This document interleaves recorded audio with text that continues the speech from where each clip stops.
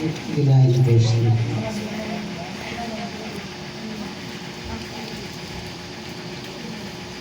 Sige. Ngunit pinaghiwalay ng inyong mga kasamaan, kayo at ang inyong Diyos, at ang inyong mga kasalanan ay siyang nagkupli ng kanyang mukha sa inyo. Ano ba't siya'y hindi makikinig? Di ba, no? Ang liwanag. Pagka tayo pala ay may kasalanan, nakukumplihan. Hindi makarating sa Diyos ang ating dalangin. Kaya sila nanalo.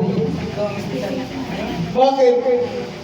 Ay, pero nila dahil sa kasalanan nagkumplihan, hindi mala. Kita mo, brother, wala mo yung pagka-agbayan, parang may bulbur sila kung sa kay Moises dati, ang haligid mo lang lumalayo. Diba? May mga palatandaan. Kahit nakita na nila ang kababalaghan ng Diyos, ngunit sila pa rin ay patuloy na gumagawa ng katigasan ng ulo kasalanan. Yan ang sinabi ng Diyos na ang bayan nito ay matitigas ang ulo. Kagaya sa atin ngayon, kahit naririnig na natin ang salita ng Diyos, alam na natin yung utos ng Diyos, ay binabaliwala natin. Gumagawa pa rin natin yung kagaya na huwag mong sampahin ang mga kahit larawan ng tao, larawan ng nasa taas ng langit. Pero anong ginagawa ng iba ngayon? Patuloy pa rin silang nagluloob. Yun ang kalaban ng mortal ng Diyos. Matinding kalaban. Ayaw talaga ng Diyos. Na ang ating isipan ay magumon sa mga away ng Diyos. Kasi ang kaaway, ang sinabi sa, ito na lang, na isang talata pa, sa Gawa, chapter 20, verse 29 and 30. Sige, Sister Alvin. Ito yung sa ating kapanahonan ngayon. Ito yung bantayan natin. Gawa, chapter 20, verse 29 hanggang 30.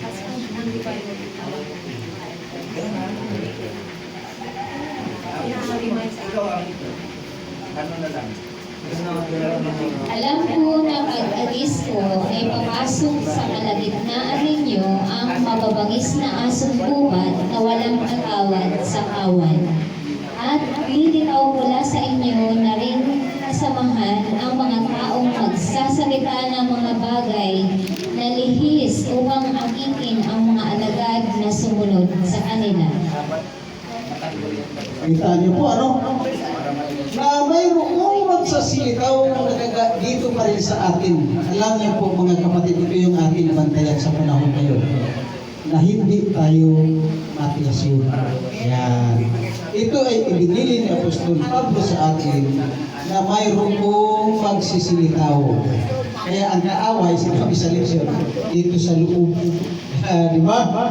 Kaya hanggang sa ating panahon ngayon, napakatindi ang kaaway ng Diyos. Kumikilos talaga paano madaya ng kaaway. Kaya purihin ng Diyos na ito ay pinapaalala sa atin sa ating leksyon. Sige. Ay, wala na pong oras, no?